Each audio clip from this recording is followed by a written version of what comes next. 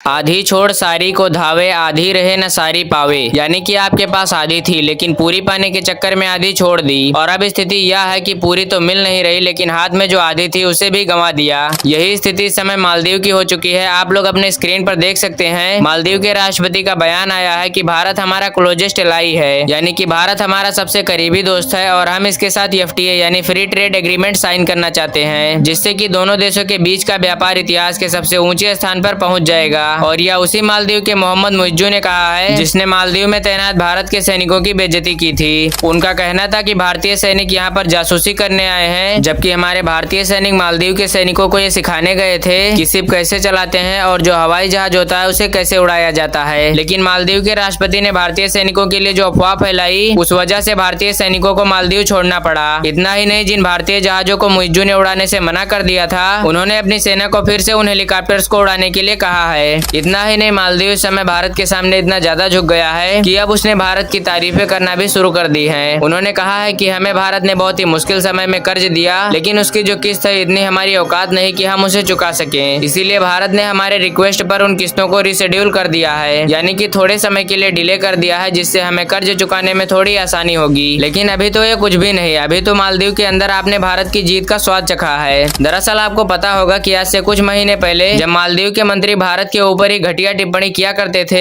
उस समय उन्होंने इतना तक कह दिया था कि भारतीय टूरिस्ट ना आए, हम भूखे नहीं मरने वाले। लेकिन अब स्थिति खुद ही देखिए, मालदीव का जो टॉप मिनिस्टर है वह खुद भारत के चरणों में लेटने आ रहा है। लेकिन ऐसा हुआ कैसे? जो मालदीव पहले भारत को आंख दिखाया करता था आखिर उसका मिनिस्टर भारत के चरणों में कैसे लेटकर नाक रगड़ रहा है? तो इसका केवल एक ही कारण है, मालदीव का भयंकर घमंड। इनके पास भारत जैसा एक सच्चा और शक्तिशाली मित्र था लेकिन इन्होंने भारत को छोड़ चीन और अरब देशों से करीबियां बढ़ाना शुरू कर दिया। उनका मानना था कि जितनी मदद भारत करता है उससे कहीं ज्यादा मदद चीन और अरब देश मिलकर कर देंगे और चीन व अरब इसलिए ऐसा कर रहे थे ताकि वह भारत और मालदीव की दोस्ती टूट सके। और उन्होंने ऐसा करने के बाद फिर से मालदीव को लात मारकर भगा दिया और अब मालदीव की कगार यह है कि इनका देश आर्थिक संकट के कगार पर खड़ा है। लेकिन अब भारत को भी थोड़ी शक्ति दिखानी पड़ेगी क्योंकि भारत के पड़ोसी देशों ने भारत का मजाक उड़ाकर रख दिया है। चीन और अरब देश का थोड़ा साथ मिलते ही घमंड इनके सर चढ़कर बोलता है। इस बार भारत को अमेरिका जैसी शक्ति अपनानी पड़ेगी। तो मित्रों, आशा करता हूँ कि आप सभी को हमारी यह जानकारी अच्छी लगी होगी। ऐसी वीडियोस देखने के लिए हमारे चैनल को सब्सक्राइब जरूर से करें और कमेंट में एक बार लिख दीजिए जय हिंद।